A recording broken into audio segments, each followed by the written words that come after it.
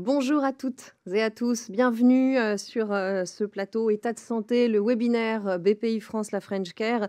Deuxième épisode, et nous avons choisi pour ce deuxième épisode de réfléchir à l'impact environnemental du système de santé en France. Un impact qui représenterait entre 8 et 12% des émissions de gaz à effet de serre en France. Alors, on va en parler de ce chiffre, on va le commenter, on va voir aussi quelles sont les pratiques qui sont concernées, quels sont les principaux responsables de cet impact environnemental, comment maîtriser bien évidemment ces émissions, comment les réduire, grâce à quelles innovations technologiques, quelles bonnes pratiques on peut promouvoir. Toutes ces questions, nous allons en parler avec nos invités en plateau. Je vais vous les présenter. Patrick Pessot, bonjour. Bonsoir. Vous êtes président du CRS, président du comité transition écologique de la Fédération hospitalière de France. Raphaël Linois, à vos côtés, bonjour. Bonjour. Vous êtes responsable de projet chez Carbon Cutter, anciennement Magellan. Jean-Sébastien Kella, bonjour. Bonjour. Vous êtes fondateur de Santé Recycle et membre de la French Care. Bonsoir, bonjour. Et Antoine Ténière, à vos côtés, bonjour. Bonjour Edwige. Vous êtes président de Paris Santé Campus et président de l'association des acteurs de la French Care. Alors merci à tous d'être là sur ce plateau de État de santé, un contenu proposé donc par la French Care. Merci aussi à vous qui êtes connectés, qui nous suivez en ligne. Si vous avez des questions à poser à nos invités, n'hésitez pas, vous y allez dans le chat du webinaire. On prendra vos questions au fur et à mesure de cette émission. On a à peu près 1 heure ensemble pour voir cet impact environnemental sur les systèmes de santé. Antoine Ténière, je me tourne vers vous pour un mot de présentation, histoire de poser un peu la problématique de ce webinaire. D'abord, un mot de la French Care et puis ensuite, pourquoi c'est important que la French Care s'intéresse à ce sujet? Alors la French Care, c'est cette grande communauté, vous le savez, des acteurs engagés dans la transformation de la santé, une grande communauté d'entrepreneurs, d'acteurs publics et privés qui vont créer ensemble des synergies et puis faire progresser le système de santé. Il était tout à fait naturel, compte tenu de l'importance de la santé et de l'importance de ce sujet de transition écologique, qu'on arrive à rassembler le coq vert et le coq blanc, qu'on arrive à créer des synergies sur les expertises de transition écologique et de gestion durable. Et vous l'avez dit en introduction, le sujet il est d'autant plus important qu'aujourd'hui, la santé, c'est le cas en France, mais dans de nombreux pays, c'est souvent le premier employeur. Et donc, la masse représentée par la production de CO2 est de l'ordre de 10% effectivement de la production française. Je ne vais pas revenir sur les grands enjeux de la transition écologique. Il y a des objectifs très clairs qui sont fixés, notamment la réduction de 5% par an de la production de gaz à effet de serre jusqu'en 2050. Et la santé doit s'associer à ces efforts avec de nombreux paramètres évidemment qui sont impactés. Donc la santé, je le disais, c'est à peu près 3000 établissements. Et puis ce qui est intéressant quand on regarde, et alors évidemment il n'y a pas que la production de gaz à effet de serre, mais ce sont des éléments qu'on peut mesurer, quand on regarde cette production de CO2, on voit qu'il y en a à peu près 45% qui viennent de l'offre de soins et environ 15% qui viennent des déplacements et 13% des bâtiments. Donc ça veut dire que quand on va concevoir des nouvelles activités, quand on va réorganiser des activités, quand on va ajuster des organisations, il va falloir, dès le départ, penser à ces éléments et avoir des impacts extrêmement forts pour contribuer justement aux efforts nationaux sur la réduction de la production de gaz à effet de serre. Par ailleurs, ce qui est extrêmement important également, c'est qu'il y a 55% de cette production de CO2 qui vient de produits qu'on va utiliser dans la santé, qui sont notamment les médicaments et les dispositifs médicaux. L'industrie a également entamé une profonde réflexion sur ces sujets-là pour décarboner les chaînes de production. Et donc, c'est un sujet qu'il faut également accompagner. Dans les grands axes qui pourront être discutés ce soir, la maîtrise des ressources, la réduction de l'empreinte carbone des établissements de santé, on en a parlé. Les optimisations de chaînes d'approvisionnement sont extrêmement importantes. La réorganisation des soins en prenant en compte ces enjeux de développement durable. Et puis, et là je parle au secteur du numérique, les enjeux d'impact environnementaux de l'utilisation des serveurs et des outils numériques qui vont être extrêmement importants. Voilà un peu le tableau brossé, mais je sais que les spécialistes qui sont avec vous ce soir préciseront tous ces éléments et donneront des perspectives particulièrement intéressantes. Merci beaucoup Antoine Tenière pour nous avoir effectivement dressé cet état des lieux de cet impact environnemental et des enjeux donc de maîtrise de l'impact, de transformation du secteur. Nous allons revenir sur ce chiffre des émissions de gaz à effet de serre émises par le système de soins français. Je vous avais dit entre 8 et 10, vous avez dit 12%. Raphaël Linois, qu'est-ce que ce chiffre en fait prend en compte et pourquoi il y a une fourchette qui est posée, 8, 12, 10, en fait, qu'est-ce que c'est? Expliquez-nous un petit peu les coulisses de ce chiffre. Tout d'abord, je tiens à féliciter le travail du think tank du Shift Project, qui est un des instituts qui a produit ce chiffre, en tout cas des 8% dont on parle, qui est un travail pas facile, puisqu'en fait, aujourd'hui, la définition du périmètre de secteur santé, qui finalement, quand on le regarde d'un point de vue code NAF ou simplement sectoriel, il n'existe pas, il n'est pas référencé en tant que tel. Et on va en parler, je pense, aujourd'hui, mais il dépend de bien d'autres secteurs. D'où la complexité en fait d'obtenir ce chiffre. Donc tout d'abord déjà félicitations à ceux qui ont réussi à borner les choses, donc définir le périmètre aujourd'hui du secteur de santé. Donc c'est à la fois tout ce qui est autour du soin, qui peut être donc lié au transport, à la mobilité, l'énergie, l'alimentation même des établissements de santé, et également donc ce qui se passe dans le soin, c'est-à-dire la chimie et les médicaments, les dispositifs médicaux. Donc tout ça est compris dans le périmètre qu'a choisi le Shift Project pour avoir un chiffre qui est, je dirais, exhaustif.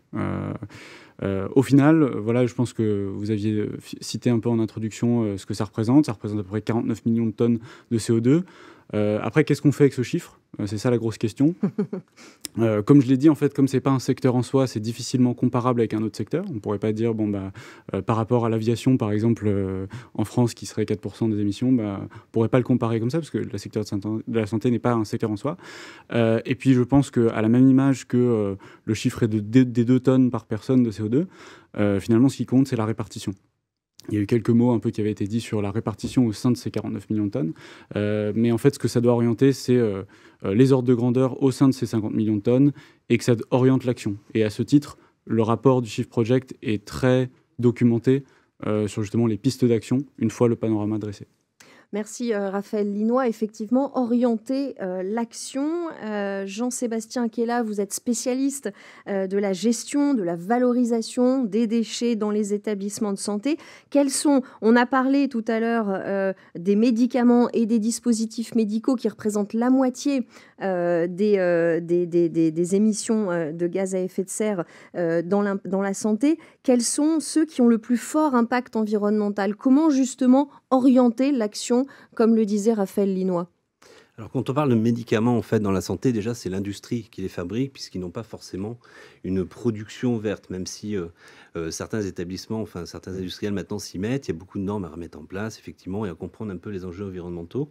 Non, par rapport à l'hôpital, à partir du moment où un établissement hospitalier n'a pas de mise en place, n'a pas une bonne gestion des déchets, tous les déchets en fait hospitaliers ont un impact environnemental puisque la destination finale du déchet est soit l'élimination par incinération ou alors l'enfouissement. Donc effectivement les deux ont un impact véritable, ça c'est dit. Après, si on doit caractériser l'ensemble des déchets qu'on peut trouver effectivement dans un établissement hospitalier, on va pas les citer par rapport à leur volume, mais tous les dispositifs médicaux, effectivement, qui font partie du parcours de soins. Ça va des gants, des masques, des casaques pour le personnel soignant, jusqu'au dispositif médical qu'on peut trouver dans le bloc opératoire, qui va servir en substitut du matériel réutilisable. Donc là, effectivement, il y a un fort impact, puisque c'est du matériel à usage unique la plupart du temps, qui effectivement est jeté. Donc il n'y a pas de valorisation derrière. Après, il y a des études, et aujourd'hui, la SFAR c'est reconnu et c'est écrit sur les gaz médicaux qui ont effectivement eux aussi un énorme impact environnemental. Donc il y a aussi un effort à faire au niveau de tout ce qui est gaz pour l'anesthésie. Voilà. Et puis aussi, pour finir, bien sûr, les déchets biomédicaux. Alors, alors, ce qu'on appelle les déchets biomédicaux, il y a les déchets qui sont liés au monde médical, mais aussi après, les déchets biodéchets, c'est tout ce qui est lié justement à la restauration et qui, aujourd'hui, on estime à peu près à 700 000 tonnes la valeur globale de ce que ça représente. On est en train effectivement de comprendre, Antoine Tenière parlait de synergie à poser, on est en train de comprendre en fait l'imbrication de ces différentes sources et de ces différents impacts. Patrick Pessot, est-ce que finalement on le comprend, il n'y a absolument pas que les 3000 établissements de santé qui sont responsables de cet impact environnemental en France en fait? Oui, alors tout à fait, ce qui était en train d'être dit, c'est-à-dire que le monde de la santé, c'est pas un secteur en lui-même, et c'est une petite ville, en fait, quand vous prenez un établissement de santé, c'est une petite ville, donc il y a la restauration, il y a la mobilité, et il y a le soin en lui-même, il y a les bâtiments, donc il y a l'énergie, le numérique. Bon, voilà, on est une structure où on a beaucoup de numérique. Donc en fait, le secteur touche différent, c'est intersectoriel en fait. Et donc en fait, ce qu'on se rencontre, voilà, les chiffres, on les a vus, c'est que quand même, l'impact le plus important, ça reste le dispositif médical et le médicament, parce que la chaîne de fabrication fait qu'une partie n'est pas proche de chez nous.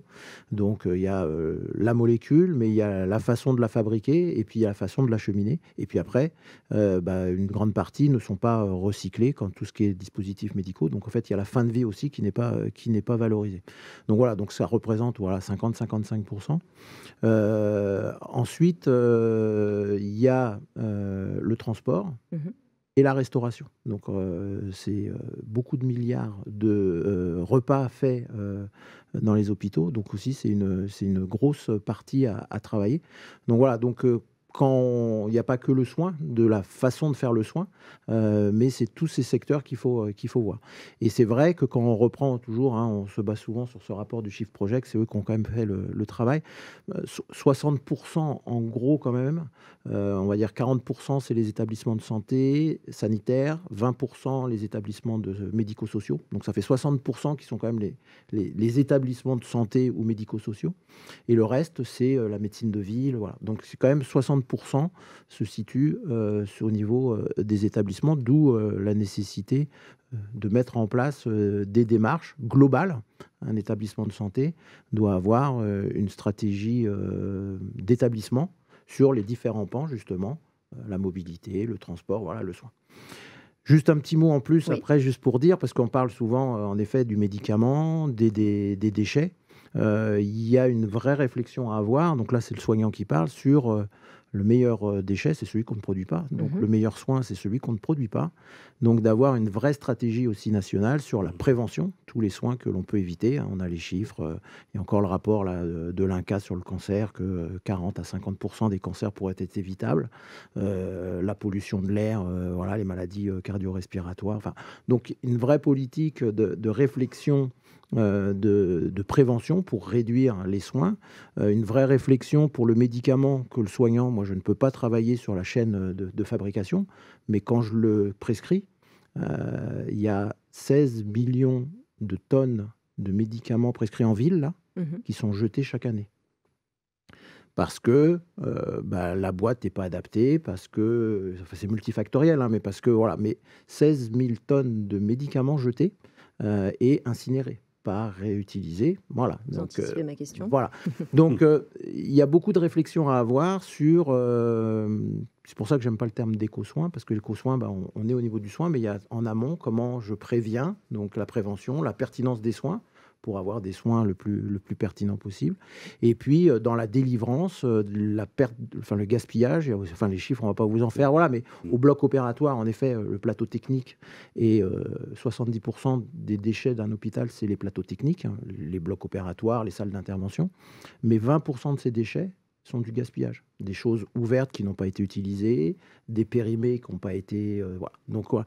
Donc, nous, comme médecins, on ne peut pas travailler parfois sur la chaîne de fabrication du médicament qui est à l'autre bout du monde et qui vient en bateau, voilà.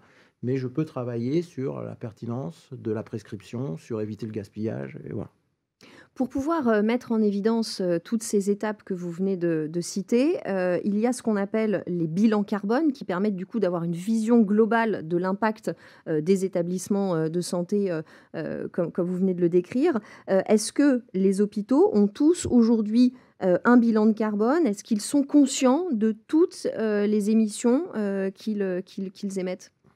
Je ne sais pas si tu veux répondre, mais en tout cas, ce qu'on se rend compte aussi quand on commence à mettre le doigt dans la transition écologique, c'est qu'il y a déjà beaucoup de normes, de choses. Et déjà, si on suivait ce qui était obligatoire, voilà. Donc, le bilan carbone est obligatoire pour tous les établissements qui emploient plus de 250 personnes. Donc, il n'y a pas beaucoup d'hôpitaux qui a moins de 250 personnes. Donc, et il est effectif, il est mis en devrait place. Fait, voilà, devrait. On commence à avoir le conditionnel. Devrait être fait de façon obligatoire. Voilà. Nous ne sommes pas à 100% de bilan carbone réalisé aujourd'hui dans nos structures hospitalières.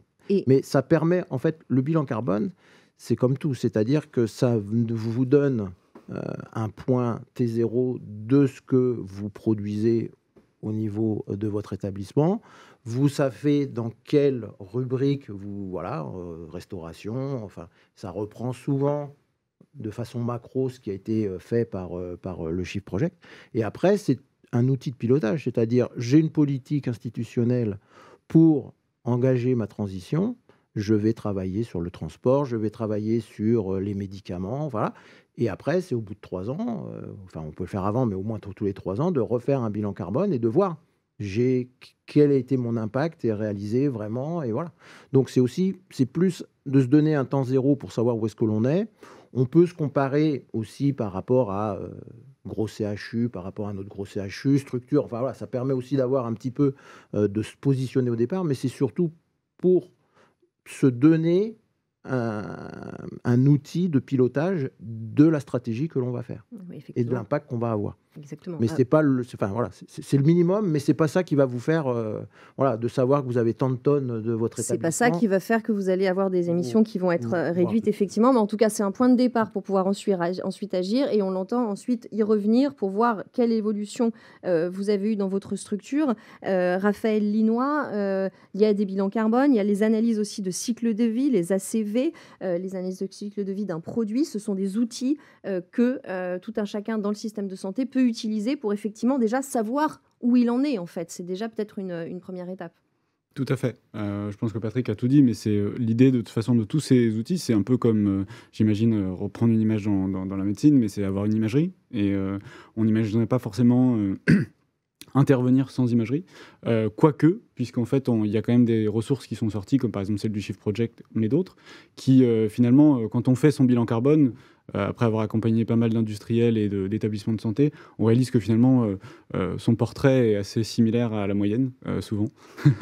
Donc, ça n'empêche pas, en fait, de commencer à intervenir. Mais avant tout, pour s'attaquer aux bonnes choses, vraiment aller vers les bonnes ressources comme celles qu'on mentionne jusqu'à maintenant. Peut-être petite distinction sur ce vous l'avez mentionné, mais la différence entre un bilan carbone et une analyse cycle de vie est vraiment sur le périmètre. Un bilan carbone étant vraiment monocritère sur le carbone à l'échelle d'une organisation, alors que l'analyse cycle de vie aura plutôt vocation à analyser de façon multicritère l'impact environnemental d'un produit, typiquement un produit de santé, un dispositif médical ou un médicament. Évidemment, Patrick le dit aussi, faire un bilan carbone, c'est simplement, ça ne dit rien de l'effort qui est fait derrière. Donc la qualité d'un bilan carbone, on aime dire souvent un peu dans le métier de conseil que c'est la qualité du bilan, c'est la qualité du plan d'action qu'il y a derrière. Donc finalement, faire un bilan carbone, c'est pas une fin en soi. Après, je pense que quand on pense action, une fois qu'on a fait son bilan carbone, vous le mentionnez avec le métier de soins, un médecin ne peut pas se préoccuper forcément de toute la chaîne de valeur qu'il y a en amont. Donc, quel que soit l'acteur dont on parle qui va réaliser son bilan carbone ou son ACV, il faut bien, je pense, qu'il se remette en contexte un peu de ses sphères d'influence. C'est-à-dire, son premier périmètre sera peut-être son périmètre de contrôle, sur lequel il a la main directe. Donc, ça peut être ses émissions énergétiques si on a un établissement de santé. Ça peut être la composition de ses menus. J'aime bien l'image de cette petite ville, finalement, d'un établissement de santé qui choisit en fait ce qu'elle orchestre dans sa petite ville. Mais ensuite, il y a évidemment toute la sphère d'influence, là où j'aurai plus ou moins de contrôle. Évidemment, quand je suis médecin ou un établissement de santé, j'aurai pas mon mot à dire sur un géant de la pharmaceutique. Mais si je me positionne cette fois-ci plus en amont dans la chaîne et que je suis un fournisseur de médicaments ou dispositif médical qui réalise son bilan carbone, eh bien là, moi, ma sphère d'influence et de contrôle shift, elle bouge avec. Et donc, c'est à chacun, je pense, de faire cet exercice, de maîtriser les bases de cette première zone de contrôle et ensuite d'aller dans son plan d'action de façon justement concentrique, de plus en plus loin dans sa chaîne de valeur. Et il y a plusieurs questions et réactions des internautes qui nous suivent, qui suivent ce webinaire. C'est sur effectivement le périmètre de ce que l'on prend en compte. Est-ce que l'on prend aussi en compte la médecine libérale, les systèmes la médecine libérale et est-ce que une autre question aussi par rapport à ces outils qui permettent de faire une imagerie, comme vous le disiez, on a parlé d'ACV et de bilan carbone. Est-ce que aussi les politiques RSE à l'hôpital permettent de mettre en place et de réduire l'impact environnemental, peut-être sur le périmètre d'abord, qui inclut aussi peut-être la médecine libérale, et puis ensuite sur la politique RSE, peut-être Patrick Pessot, si vous voulez répondre à ceux qui nous posent ces questions en ligne. Alors, sur le périmètre, les chiffres de 8% et le rapport du Chiffre Project, c'est tout le système de santé français, libéral, hospitalier, voilà. Donc, Voilà, c'est bien tout. Et ce que je disais, c'est à peu près 20-22% la médecine libérale de ville et 60% les établissements. Voilà, donc c'est Voilà. bien clair, Donc, ces chiffres prennent bien tout en compte. Presque tout le Ouais. système de santé. Ouais. Tout le système de santé. Alors, le RSO plutôt que le RSE, enfin après, c'est de la terminologie, voilà, parce qu'on ne va pas prendre l'hôpital comme une entreprise, mais comme une organisation. Donc, voilà. Oui, alors, ces trois piliers, le RSE, c'est économiquement soutenable, écologiquement et socialement. Voilà. Et donc, en fait, la réflexion d'une stratégie RSE d'un établissement, d'un département, d'un service pour une unité de soins, c'est de travailler sur les trois, et les trois sont liés. Et donc, en fait, la transition écologique n'est qu'un des trois piliers d'une vision globale qui est celle de la RSO. Voilà. Et donc, souvent, quand on fait, alors on peut prendre des exemples, mais voilà, moi j'ai travaillé au bloc opératoire sur les boîtes de chirurgie. Le chirurgien adore avoir plein d'instruments, voilà. Mais en fait, il y en a plein qui ne sont jamais utilisés. Voilà. Vous optimisez la boîte de chirurgie en supprimant des pinces et tout ça, donc c'est des boîtes qui sont plus petites, donc vous en stérilisez plus. Donc vous économisez en eau, en énergie, parce que vous faites plus de stérilisation. Vous êtes sur le plan écologique. Sur le plan économique, comme vous allez faire plus de sté avec des boîtes plus petites, vous faites de l'économie aussi. Et puis le personnel, au lieu de soulever des boîtes de 20 kg, soulève des boîtes de 5 kg. Donc en termes de qualité de vie, socialement, voilà, c'est mieux. Voilà. Et souvent, les trois sont liés. Voilà. Donc la transition écologique n'est que un pan des trois de cette vision qui, pour moi, doit être Alors je remercie la question, mais en fait, aujourd'hui... non, mais je veux dire, voilà, la réflexion aujourd'hui d'un établissement, enfin, de notre système de santé, on va décliner du système de santé, de l'agence régionale d'une ARS, d'un établissement, d'un pôle, d'un service, d'une unité de soins. Ça doit être cette vision-là à chaque fois. Comment, dans les 5 ans, je travaille sur ces trois piliers et je les développe, qui sont liés. Alors, on a des internautes qui sont extrêmement précis dans leurs questions et qui demandent si la SRD, donc la nouvelle directive proposée par la Commission européenne, concernera aussi les hôpitaux à l'horizon 2027. Alors là aussi, c'est peut-être une question, peut-être Raphaël Linois, vous êtes au courant de ces règles et en tant que consultant carbone cutter. Ouais, alors bon, sur les acronymes, on n'est pas sorti de l'histoire. Oui, c'est ça. Donc, mais oui, donc sur la CSRD, sauf contre-indication, mais pour moi, le barème est assez clair. En effet, c'est plutôt donc un enjeu de taille et de chiffre d'affaires et de bilan. Il faut vérifier, donc à mon avis, c'est pour toutes les entreprises de droit privé à ce titre-là. Et oui, elles rentreront dans l'obligation. qui est une obligation qui finalement cadre les règles en termes de déclaration et de performance RSE, qui jusque-là était traité comme quelque chose d'annexe et de libre. Là, l'idée de la CSRD, c'est simplement de faire rentrer ces informations dans des cases homogènes qui permettraient, là vraiment cross-secteur et en comparaison de toute boîte dans l'Union européenne, de pouvoir comparer la performance sur ces indicateurs environnementaux et sociaux. Voilà, donc on a bien vu comment mesurer, avec quels critères, pour pouvoir connaître exactement finalement son impact, et ce au niveau des différentes structures de santé. Ce qui m'intéresse maintenant dans cette deuxième partie de webinaire, c'est de voir comment on peut faire évoluer ce secteur pour le rendre plus sobre, plus soutenable, circulaire et aussi moins dépendant des énergies fossiles. Jean-Sébastien Kella, je me tourne vers vous sur cette question de valorisation des déchets. Finalement, quelle est la première chose à faire si on veut rentrer un peu dans le concret maintenant? Comment est-ce qu'on fait pour diminuer peut-être l'incinération, l'enfouissement des déchets dans le secteur hospitalier notamment? Patrick l'a un petit peu évoqué tout à l'heure. La première chose à faire, effectivement, c'est moins de gaspillage. Donc, c'est minimiser déjà les ressources. Donc, en fait, déjà, on va essayer de diminuer ne serait-ce que le volume des déchets. C'est la première chose à faire. Et après, c'est mettre en place le tri.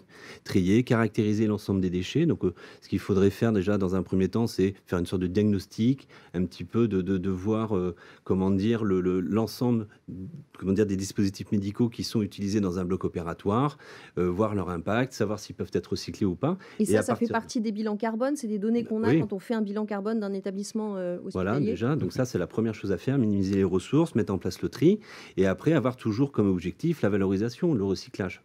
Voilà, donc c'est indéniable, c'est un petit peu partout pareil, c'est-à-dire qu'on va trier pour avoir un but de valoriser la matière et non pas qu'elle soit enfouie ou incinérée. Et finalement, ça paraît très simple quand on vous entend, trier, on le fait tous a priori chez nous. Est-ce que c'est simple de trier à l'hôpital? Alors non, en fait, alors question simple, réponse peut-être un peu plus compliquée. Oui, parce que parce qu'en fait, on est dans une innovation organisationnelle et l'hôpital, il faut savoir que justement, Patrick nous le dira, c'est que le geste quotidien, la routine, c'est la sécurité pour le personnel soignant. Donc tout est déjà mis en place. Donc voilà, donc mettre, ne serait-ce qu'élaborer un circuit de tri dans un bloc opératoire, il faut prendre connaissance déjà. C'est pour ça qu'il faut se rapprocher obligatoirement du personnel soignant, savoir comment est-ce qu'il travaille, quels sont les points fixes qui peuvent être mis en place, comment élaborer le circuit de tri. Enfin, donc tout ça, effectivement, ça demande quand même beaucoup de consultations, c'est assez long à mettre en place. Et puis après, il y a aussi un problème économique, puisque tout ça, ça va demander aussi des ressources, en général, c'est plus à la direction de faire l'effort. Et puis aussi, il y a un manque de place évident au sein des structures hospitalières aujourd'hui, qui sont quand même assez vieillissantes. Alors l'éco-construction, elle, va permettre d'avoir justement des zones de logistique, des zones de stockage, mais effectivement, trier, c'est pas si simple que ça dans des espaces qui sont très réduits. Alors effectivement, la question de la valorisation des déchets, du tri des déchets, c'est l'un des points qu'un hôpital doit prendre en compte pour réduire son impact. Est-ce qu'on peut, Patrick Pessot, Raphaël Linois, voir quels sont les autres leviers d'action pour réduire cette empreinte et cette empreinte environnementale? Patrick, tu veux commencer? Alors, sur l'ensemble d'un établissement, alors, il y a les différents plans, ce qu'on disait. Donc, c'est l'énergie. L'énergie, c'est les bâtiments à rénover pour avoir des consommations d'énergie moindres. C'est aussi des choses qui sont... Et par exemple, sur l'énergie, si on reste sur cette question de l'énergie, par exemple l'énergie dans les blocs opératoires, prenons un exemple concret, par exemple. Alors le CRS, je fais juste un peu de pub. Non, mais le CRS, le CRS, pour les gens qui ne connaissent pas, c'est en fait un collectif de sociétés savantes. On vient de publier la semaine dernière des recommandations qu'on a fait justement sur l'économie d'énergie au bloc opératoire. De voir ce qu'il y a de possible. Alors, on ne va pas toutes les reprendre, mais il y a des choses simples. Il y a des hôpitaux qui l'ont fait, qui arrivent à diminuer 48% d'énergie au bloc opératoire. C'est-à-dire que vous avez des salles où il y a un système de ventilation pour qu'il y ait justement une hygiène. Il y a des niveaux d'ISO différentes en fonction de la chirurgie. Vous n'êtes pas obligé que toutes les salles soient maximum si vous faites une chirurgie qui ne les nécessite pas. Donc, on peut adapter le niveau en fonction du type de chirurgie. La chirurgie orthopédique, neurochir nécessite des conditions que la chirurgie digestive, par exemple. Voilà. Donc, d'avoir des salles qui n'ont pas le même type de ventilation, qui consomment moins d'énergie. Le fait de mettre en veille quand, la nuit, vous n'utilisez pas une salle. Voilà, mais ça paraît évident quelque part. Mais, oui. voilà, mais la question, c'est si je dois remettre en urgence une salle, est-ce que voilà, on sait qu'en fait, 3 cycles de ventilation, c'est-à-dire à peu près 20 à 30 minutes, vous avez une salle qui est optimale. Voilà, donc, on peut mettre des salles en veille, on peut mettre des niveaux d'énergie, enfin de niveau de stérilisation, enfin d'exigence de stérilisation différentes. Voilà, donc il y a plusieurs choses qui font, et des établissements ont fait ça, et je vous dis 48% d'économie d'énergie au bloc opératoire, qui est quand même une structure qui consomme du coup aussi beaucoup d'énergie. Donc là, il y a l'énergie à faire, il y a le transport. Le transport, je vous ai dit, alors il y a les patients qui viennent, il y a le personnel, et c'est 24 heures sur 24, 7 jours sur 7, 365 jours sur 365 l'hôpital. Alors là, c'est quoi par exemple? C'est plus d'ambulatoires pour réduire les déplacements par exemple ou Alors déjà, faire de la téléconsultation pour éviter les déplacements, avoir des réflexions de réorganisation de nos parcours de soins pour éviter que le patient vienne voir le chirurgien un jour, le radiologue et puis l'anesthésiste, et puis voilà. Donc essayer d'organiser des parcours de soins pour que des différents examens ou consultations soient faits le même jour. Favoriser le covoiturage du personnel, travailler, enfin voilà. Ça nécessite aussi avec la ville, parce que c'est des politiques territoriales aussi. Il y a le numérique, on l'a dit, le numérique, parfois c'est la fausse bonne idée de tout numériser parce qu'on se dit ça va faire des économies de papier. Mais le pire, c'est quand vous avez les doubles. De logiciels, vous continuez à avoir un peu de papier, puis du logiciel. Voilà. Donc, il y a ça. Il y a les achats. Donc, en effet, on l'a dit, le médicament, le DM. Voilà. Il y a la conception du soin. Donc, l'idée future, c'est de se dire, on a des analyses de cycle de vie d'un médicament, d'un dispositif médical. Est-ce qu'on peut avoir dans l'avenir une analyse du cycle de vie d'un parcours de soins? Je suis chirurgien, donc je dois opérer un malade de l'ablation de la vésicule biliaire. Eh ben, j'ai un parcours de soins entre l'examen, la consultation, justement, l'anesthésie, la chirurgie. Est-ce qu'il l'a fait en ambulatoire, pas en ambulatoire? Enfin voilà. Et j'ai mes analyses de cycle de vie et je peux voir la même chose. Ça nous donne est-ce que je dois jouer sur le déchet? Est-ce que je dois jouer sur le transport du malade et faire une téléconsultation? Voilà. Je vais avoir mes briques pour savoir où est-ce que je peux jouer pour réduire. Voilà. Donc, il y a toute cette éco-conception du soin, avec ce que je revenais au début, la prévention et la pertinence pour réduire. Il y a un grand pan qui... Alors ça, c'est pas pour réduire en fonction, mais c'est de la recherche et de la formation. C'est-à-dire qu'aujourd'hui, on manque de données. Tout à l'heure, vous disiez, mais c'est entre 8 et 12%. Oui. Pourquoi? Parce qu'il manque beaucoup de données. Et donc, il y a un vrai travail académique à faire des analyses de cycle de vie, à faire de l'analyse de bilan carbone. Donc, il y a un vrai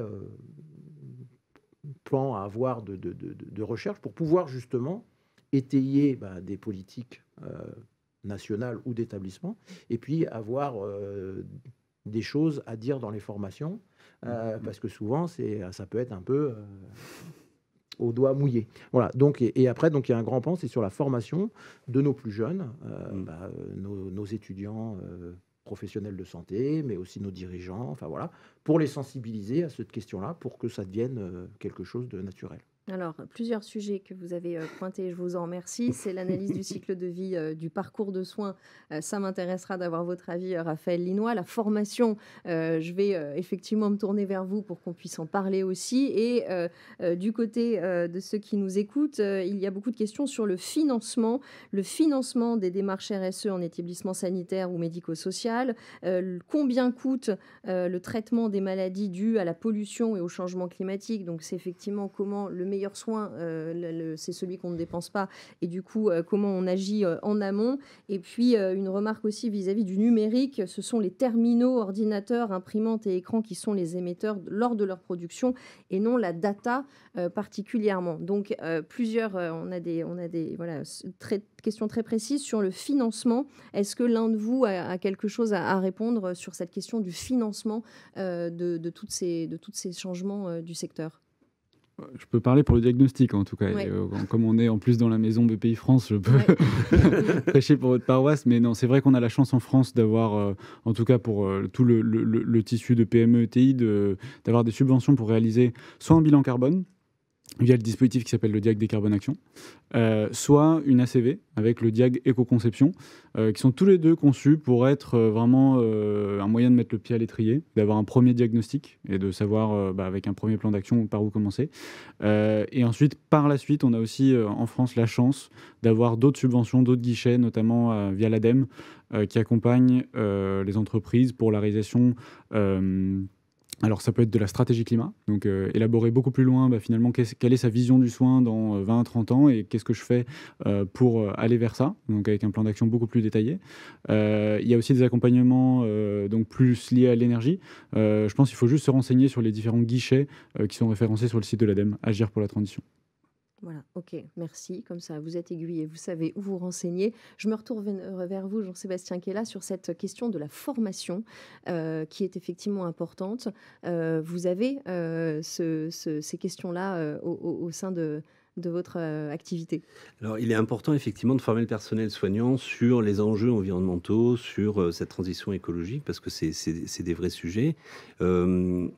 On dit toujours que le déchet, le responsable, c'est celui qui le produit.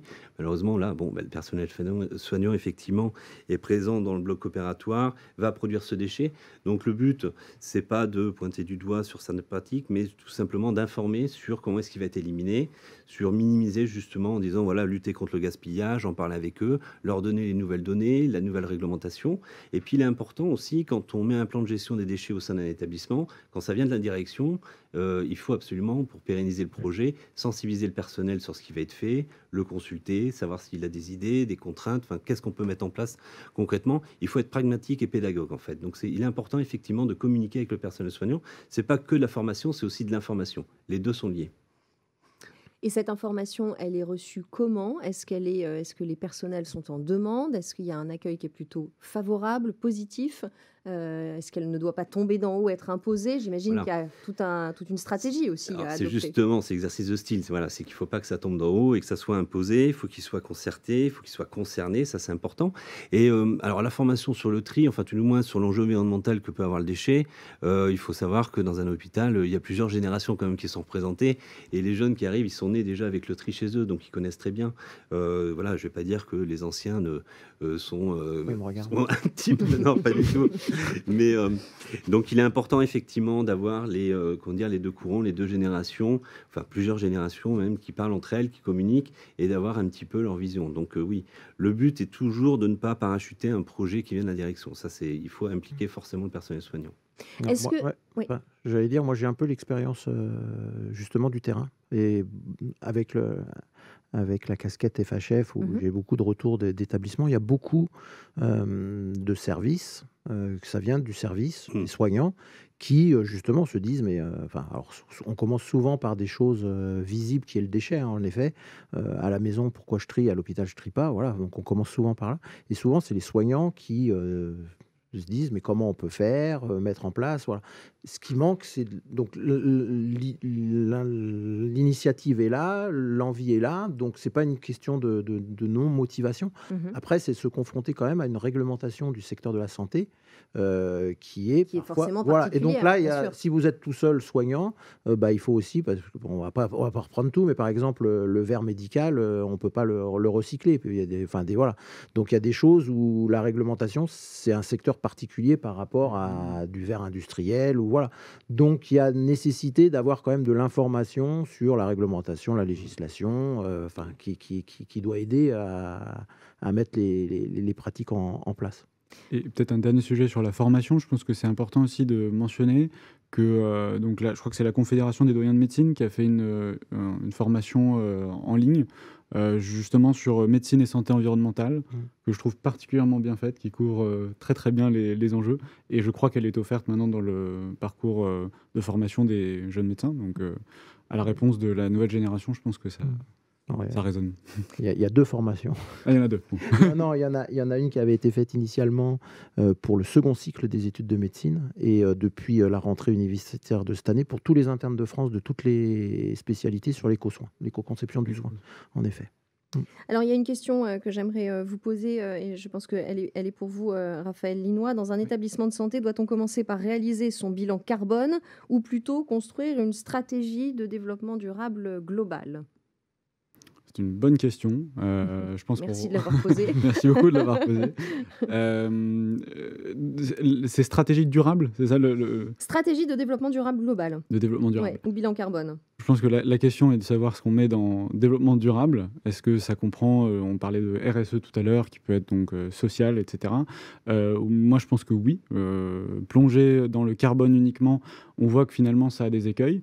Si je m'en tiens juste au carbone, les déchets, c'est 5% de l'empreinte carbone de la santé. Alors, on l'a vu tout à l'heure avec Jean-Sébastien, l'enjeu finalement des déchets est énorme, que ce soit en termes de pollution, en termes de maintien des ressources, en termes de circularité. Donc finalement, c'est nécessaire de penser global. Et donc je pense qu'il est beaucoup plus vertueux d'avoir un plan d'action qui voit de façon transversale que de faire du monocritère et de se dire après, bon, j'ai peut-être fait fausse piste. Et tout à l'heure, vous parliez de l'ACV. L'ACV, c'est aussi ça, l'analyse cycle de vie. C'est censé aussi nous permettre de pouvoir faire des arbitrages en connaissance de cause sur différents enjeux environnementaux. Ce que le bilan carbone ne permet pas de faire, l'ACV permet de le faire, de se dire, si je joue sur ce paramètre-là, peut-être que ça va augmenter ma consommation en eau, mais finalement, c'est tout le calcul qui est derrière l'évaluation qui est nécessaire entre le single use, enfin le usage unique, et la réutilisation. Voilà. Et sur cette oui, mais Raphaël a raison. Unique ou pas, mais Raphaël a raison, parce que c'est vrai que une chirurgie, c'est 180 litres d'eau, en fait, si on cumule tout entre la stérilisation, le lavage, la restérilisation du matériel médical. Donc c'est vrai qu'on est parti sur de l'usage unique, parce que déjà, ça permet d'avoir du matériel déjà tout prêt.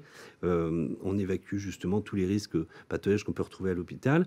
Et on a effectivement un matériel qui est toujours neuf, toujours prêt. Mais en revanche, derrière, ça développe un certain volume. Maintenant, l'eau, la stérilisation, aujourd'hui, il y a des progrès qui sont faits. Donc, il est important aussi de prendre en considération ce qui peut être mis en place. Mais encore une fois, il va falloir tout revoir. Ça va demander un nouveau schéma, de la mécanisation, de la formation aussi, encore une fois, du personnel, enfin, tout le monde du plateau technique et des coûts. Mais voilà, ça, c'est des vrais sujets, effectivement, où, comme vient de le dire Raphaël, c'est transversal, c'est-à-dire qu'il faut vraiment tout voir de l'arrivée du patient jusqu'à sa sortie. C'est pareil pour le déchet et également pour la construction d'un établissement. Il faut effectivement qu'il soit beaucoup plus éco-responsable au niveau de son architecture, de son agencement. Après, il y a plein de choses qui peuvent être mises en place, des panneaux solaires, des microstations pour récupérer l'eau. Enfin, voilà, donc tout ça, en fait, tout est lié et c'est un vrai projet, quoi. Et peut-être pour reboucler avec la question et ce dont on a mentionné tout à l'heure sur la CSRD. Donc, la CSRD invite justement à cette réflexion globale de stratégie durable. Et l'exercice commence par ce qu'on appelle une analyse de matérialité. Alors c'est un peu un gros mot pour dire ce qui est important et ce que l'entreprise devrait avoir, ou en tout cas l'établissement devrait avoir en tête, que ça soit en termes d'impact sur sa performance ou en tout cas sur sa viabilité en tant qu'établissement, mais également sur l'impact qu'a l'établissement sur l'environnement, sur le social, etc. Faire cette analyse, je pense, répondra à la question de notre personne qui a posé la question, finalement, posera quels sont les enjeux importants et déterminera dans le cadran en haut à droite, finalement, ma stratégie de développement durable doit se concentrer et doit répondre à ces enjeux-là en priorité. On continue avec les questions qui nous sont envoyées et je pense que celle-ci est pour vous. Pour proposer un audit sur l'analyse de la traçabilité des déchets à un établissement médicalisé, quels sont les prérequis pour être éligible à le faire en tant que AMOA ? Pas forcément. Enfin, tout part déjà d'un diagnostic. Justement, ce que disait M. Besson, Patrick tout à l'heure, c'est qu'en fait, ça peut très bien être fait par le personnel soignant à l'intérieur de l'établissement. Ça peut être en fait une volonté du personnel à l'intérieur de l'établissement pour mettre en place des choses. Donc, faire un inventaire. Enfin, peut-être que j'ai mal compris la question, mais normalement, oui, tout le monde peut le faire, effectivement. Ok. Et d'ailleurs, il faut quand même souligner que la plupart du temps, ça pas, enfin, les prémices justement de la transition écologique dans la santé sont parties effectivement d'une volonté du personnel soignant. Donc il n'y avait pas d'éléments extérieurs, il n'y a pas d'entreprise de conseil, ainsi de suite. C'est vraiment parti du bon sens du personnel soignant. Au quotidien, mais bien sûr. Et alors, il y a justement, sur ces constats au quotidien, on a parlé énormément des soignants, voilà, et il y a toute une catégorie finalement que nous n'avons pas évoquée, ce sont les patients. Et c'est là aussi une question qui est soulevée. Est-ce qu'ils ont conscience de l'impact des soins qu'ils reçoivent et est-ce qu'ils sont prêts à peut-être ne plus aller vers de la surconsommation de médicaments ou des consultations multiples? On parlait tout à l'heure d'analyser le cycle de vie du parcours de soins. Il y a peut-être aussi un changement de nos comportements à envisager et de notre rapport aux soins et aux médicaments. Est-ce que là-dessus, il y a des réflexions qui sont en cours et que vous avez pu peut-être constater dans vos différents métiers? Concernant CRS, nous, on a France Asso Santé, qui n'est pas une société savante, mais qui fait partie justement de nos membres pour avoir la vision du patient. Alors, on est tous potentiellement patients de toute façon. Alors, moi, ce que je souligne, c'est que faire des éco-soins, c'est pas faire des sous-soins ou des soins économiques. Hein. Et souvent, ça va aussi pareil, c'est-à-dire souvent, le soin pensé, c'est le juste soin. C'est le bon soin, et donc le patient en bénéficie. Voilà, donc ce n'est pas de faire des soins, c'est d'avoir un soin qui répond à la même sécurité, la même exigence, la même service médical rendu, mais qui a un impact environnemental moins.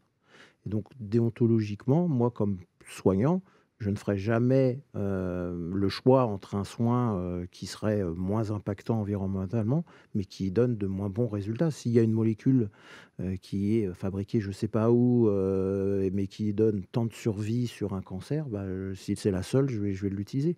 Après, voilà, on peut réfléchir sur des prescriptions justes. Les antibiotiques, c'est 5 jours. Pourquoi je vais lui prescrire 7 jours ou 10 jours? Voilà, donc c'est toutes ces réflexions du juste soin.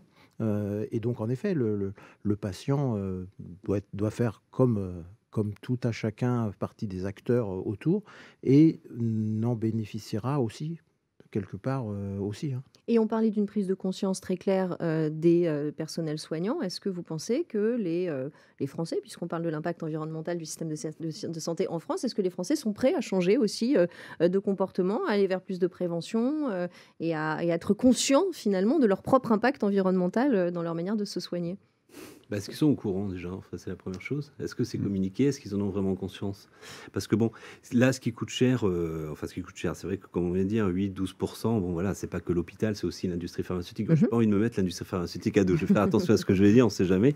Non, mais on en a parlé. On a parlé de la production mais de la chaîne d'approvisionnement, on en a parlé déjà. Donc oui, voilà, donc on peut le dire, effectivement, l'automédication, acheter des molécules comme ça en libre-service, sans ordonnance et tout, ça se fait de plus en plus, tout le monde le fait.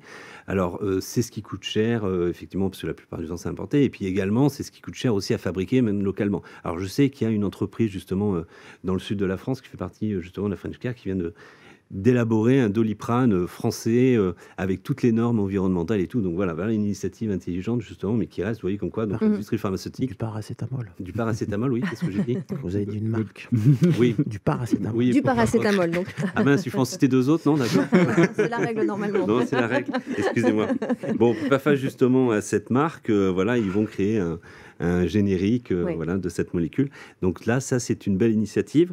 Après, bon, je suis pas là, je suis pas médecin, je vais pas non plus conseiller ou même de dire qu'il faut passer à la phyto ou ressortir le mouchoir quand on est enrhumé. Non, mais c'est sûrement une piste intéressante quand on voyait, je n'ai plus le chiffre en tête, mais ce que vous indiquiez comme gaspillage de médicaments jetés, incinérés et même pas recyclés, ça reste une piste effectivement intéressante, j'imagine, à explorer aussi.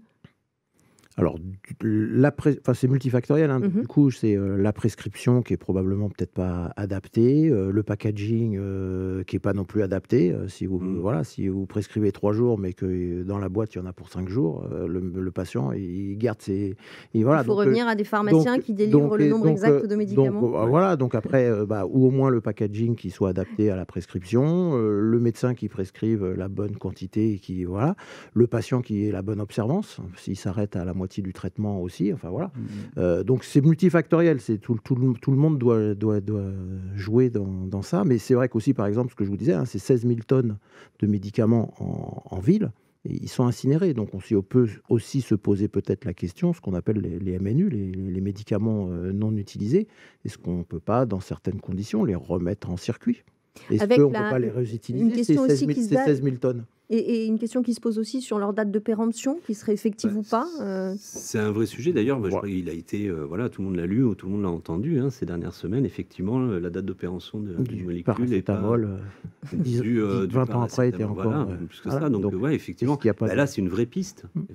Donc déjà réduire un peu son automédication avec de la molécule, et si en plus l'industrie peut fabriquer des médicaments avec une durée de vie qui se calcule en dizaines d'années, forcément les émissions de gaz forcément vont diminuer, c'est évident.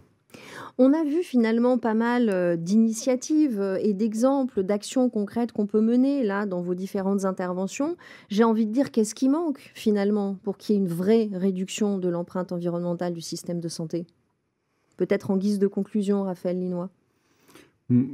Je vais prendre un exemple, ce qui est plutôt lié à la complexité de la chaîne de valeur finalement de la pharmaceutique, qui est très très complexe. L'enjeu, c'est alors on pourrait dire relocaliser, mais finalement ça pose plein d'autres enjeux.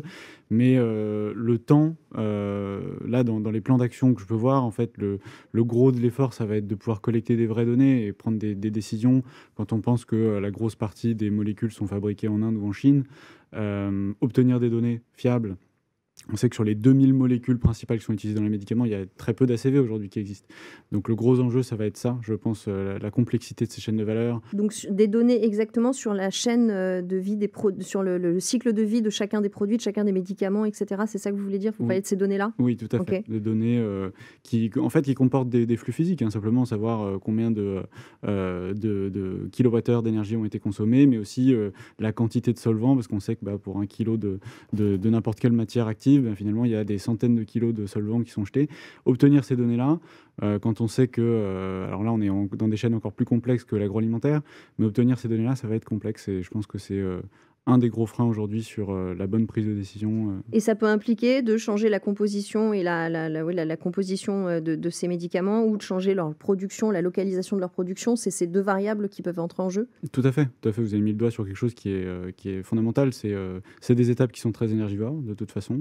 Où est-ce que c'est effectué? Ça a une grosse importance. Donc, à quelle prise est-ce que c'est branché? Est-ce que c'est branché sur un mix qui marche au charbon, ou est-ce que c'est branché sur un mix français au nucléaire? C'est le cas de cette usine, je crois que c'est à Grenoble, c'est ça, pour le paracétamol. Voilà, c'est drastiquement différent. On passe d'une échelle de 1 à 8, parfois plus. Donc la problématique des données à récolter, Patrick Pessot, pour conclure, et sur ce qui pourrait peut-être manquer pour impulser. Alors, je vais reprendre la même chose. Ce qui manque beaucoup, c'est la base scientifique de données cliniques, de données scientifiques. Donc il y a un vrai travail académique à faire. À côté de ça, je suis assez optimiste. Je trouve qu'il y a beaucoup d'initiatives terrain. Il y a des entreprises, des startups qui s'y intéressent. Il y a de la formation qui est mise en place. Il y a une feuille de route nationale. Donc il y a beaucoup de choses, mais c'est un peu éparse. Et je pense qu'on a l'exemple de Paris Santé Campus. Eh ben, il faut, je pense, regrouper toutes ces forces, tout cet écosystème dans un institut qui serait Paris Campus Vert. The Green Paris Campus, qui travaillerait que sur la transition écologique de notre système de santé. Une question un peu embêtante, je vous donne la parole tout de suite sur cette fameuse feuille de route. Vous étiez l'un des experts consultés par l'ancienne ministre de la Santé. Elle en est où? Est-ce qu'elle est relancée? Est-ce qu'il y a... voilà. Alors, l'initiative institutionnelle est importante aussi. Exactement. Alors, cette feuille de route a été finalisée en décembre 2023, et l'instabilité politique depuis quelques mois fait qu'on est un petit peu en point mort sur le pilotage de la mise en place de cette feuille de route. Mais je ne désespère pas pour que les choses reprennent. Bien. Jean-Sébastien Kella, ce mot de la fin avec vous, puisque finalement, on l'a vu, c'est cet impact et cette réduction de cet impact environnemental passe beaucoup par des innovations technologiques et des solutions que vous incarnez à travers Santé Recycle. Vous vous sentez soutenu? Vous êtes, voilà, est-ce que vous avez toute votre place pour pouvoir agir complètement pour réduire cet impact environnemental? Alors, les solutions technologiques, Santé Recycle ne les a pas en fait. Nous, on peut les promotionner, on peut les communiquer parce qu'on s'y intéresse, on peut voilà, les véhiculer. Voilà, déjà, on n'est pas fabricant de solutions technologiques et innovantes, si ce n'est une innovation organisationnelle, une grande réflexion qui doit être faite. Et pour revenir justement à ce qui était dit sur Paris Campus Santé, effectivement, des choses comme la formation, par exemple, tout ce qui doit être fait maintenant qu'on peut mettre en place prochainement dans les blocs avec le personnel soignant, il peut être fait déjà dès le début avec à l'école d'infirmiers, enfin tout le moins durant les études. Après, les innovations technologiques, on peut limiter effectivement les dasseries en enlevant le risque infectieux avec des banaliseurs, par exemple, ce qui va limiter l'incinération. On peut en faire un déchet banal, en fait, qui peut après être traité différemment, mais pas incinéré. Donc ça peut être une solution.